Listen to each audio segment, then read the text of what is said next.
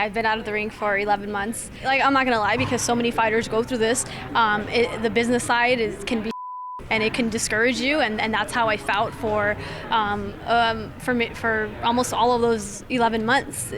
That's how I felt. I just felt disappointed, discouraged, and felt like I hated boxing. Like, honestly, during that whole time, it was very frustrating, and I was like thinking to myself, "Gosh, I'm missing out on so much." You know, I want to get in there. I want to have those unification fights, and I want people to know, that I'm the best. So it was very disappointing to not fight. But now, fast forward to me being back in the ring and seeing what an incredible year women's boxing has had. Like you said, now I feel like I didn't miss out on anything. I feel like I'm just coming back at an even better timing in women's boxing. So everything just fell into place perfectly. And you mentioned on stage that this is the best place to continue your career, but also end your career. Are you looking at a certain number of fights? Have you got a set contract, a set number of fights?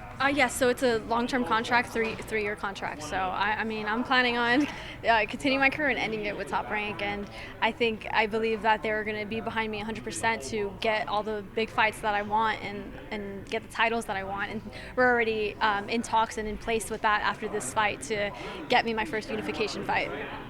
And that time off, we've spoken about what a big year it's been for women's boxing, but seeing it go from strength to strength and seeing the big nights that it's had, while being obviously inspirational, did it also kind of, ignite like a bit of envy or jealousy almost in you that you were away from these big moments and you deserved them? No, definitely no jealousy or no bitterness or anything. I was so happy to see all the great fights that happened this year in women's boxing. I was there front row for Katie Serrano, front row just going crazy, just screaming my lungs out, and I was just so happy for them.